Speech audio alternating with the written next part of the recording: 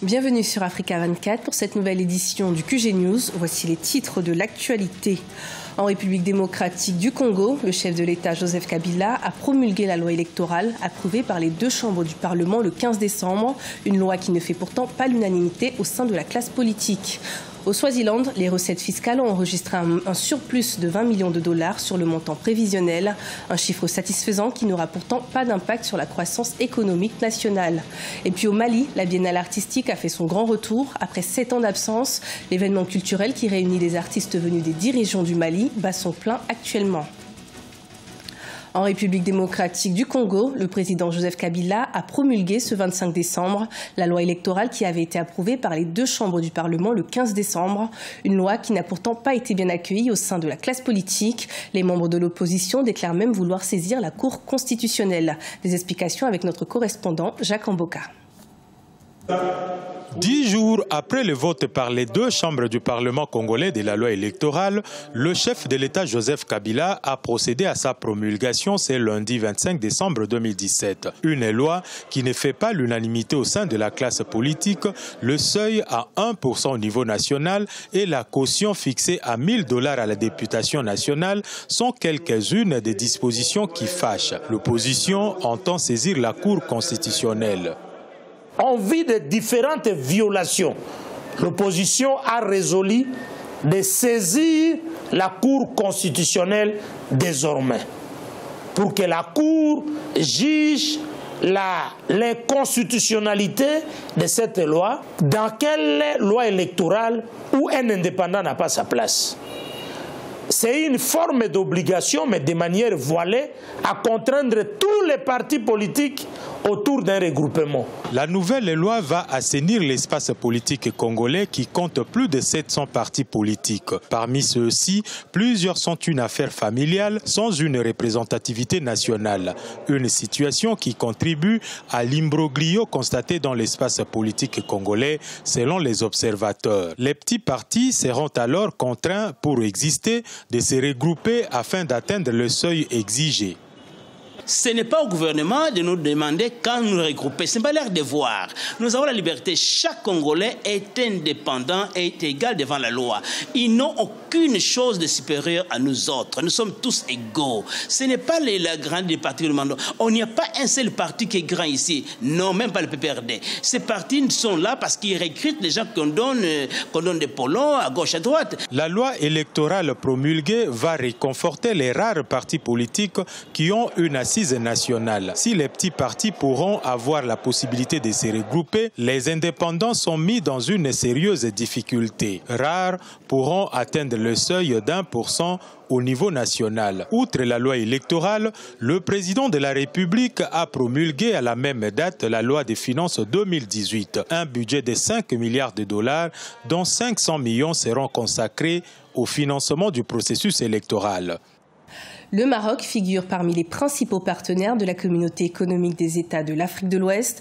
En effet, plus de 37% des exportations du royaume chérifien sont à destination de la CEDEAO. Des échanges importants à l'heure où le Maroc a fait clairement part de sa volonté d'intégrer la zone économique ouest-africaine. Des détails avec Richard Boué. En 2016, 37,3% des exportations marocaines en Afrique étaient dirigées vers la communauté économique des États de l'Afrique de l'Ouest, la CEDEAO. Les échanges commerciaux du royaume chérifien avec l'Afrique, alors inférieurs à 10%, cette statistique démontre à suffisance que l'Afrique de l'Ouest constitue la principale destination des exportations du Maroc. Sur la période allant de 2014 à 2016, plus de 60%, soit 2 tiers des exportations du Maroc vers la CEDEAO étaient constituées de produits manufacturés, notamment des engrais, des matériaux de construction ou encore des chaussures. Le rapport donne 37% des exportations vers la zone. Vous voyez que le Maroc va bénéficier de son entrée dans la CEDEAO.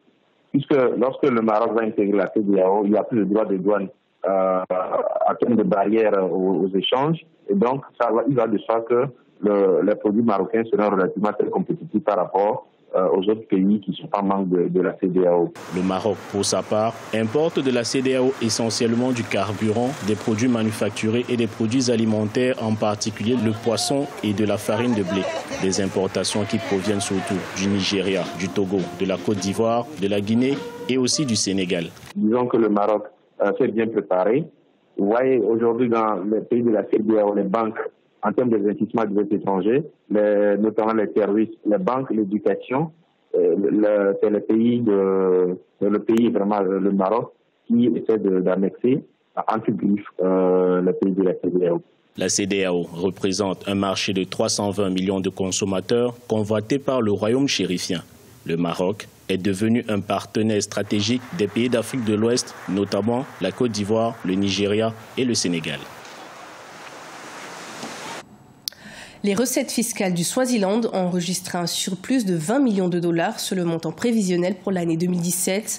Un résultat plutôt satisfaisant qui, selon la Banque africaine de développement, ne permettra pourtant pas de faire évoluer les chiffres relatifs à la croissance économique du pays pour 2018. Plus de détails avec Cheikh Omar Bandaogo.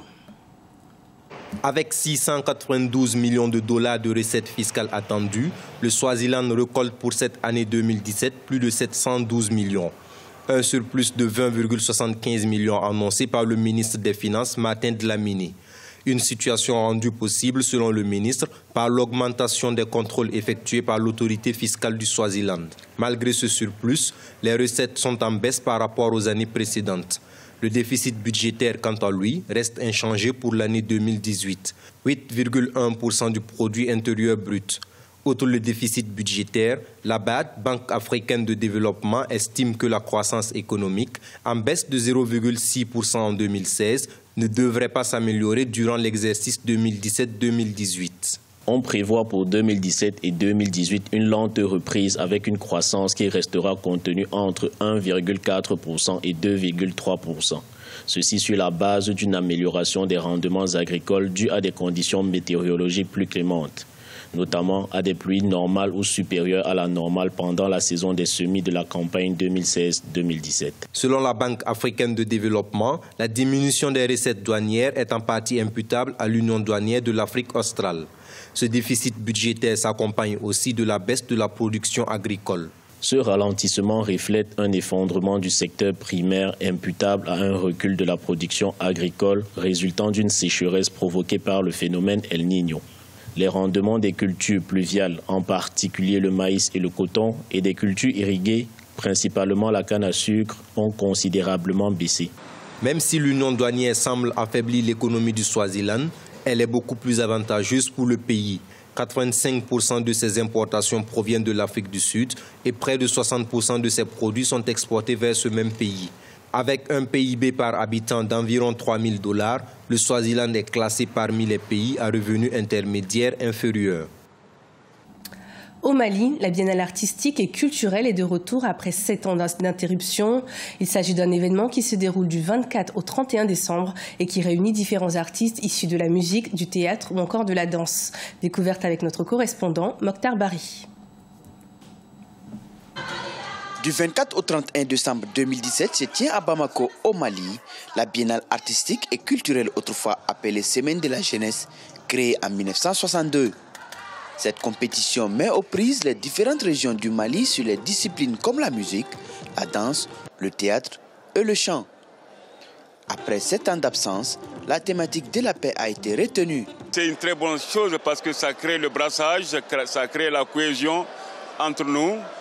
Et nous sommes très heureux de rencontrer tous les amis de Kidal à Kaï, des vieilles connaissances et de nouvelles connaissances aujourd'hui. Si aujourd'hui la jeunesse se retrouve à Bamako pour parler d'un seul langage, pour prôner la paix, cela est une très bonne chose. Pépinière de talent, l'événement sert à magnifier les cultures des différentes populations du pays.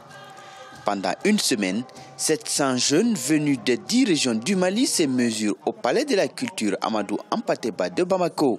J'ai la certitude et la conviction qu'à travers ces prestations culturelles, c'est un créneau je dis bien, qui peut faire en sorte que la paix revienne dans notre pays. Tous les ans, sinon si on a les moyens, tous les 6 mois, la paix reviendra d'elle-même sans aucun accord autour de la table. Les armes vont se taire à travers ces prestations culturelles. Longtemps réclamée, la jeunesse malienne a l'occasion de mettre en œuvre ses compétences artistiques. Autrefois couplé au sport, le ministère en charge de la jeunesse vient de lancer une autre semaine dite de la jeunesse, exclusivement réservée aux sportifs. Ce journal a été préparé par l'ensemble de la rédaction. Merci de nous avoir suivis. Retrouvez dans un instant une nouvelle édition de l'information sur Africa 24.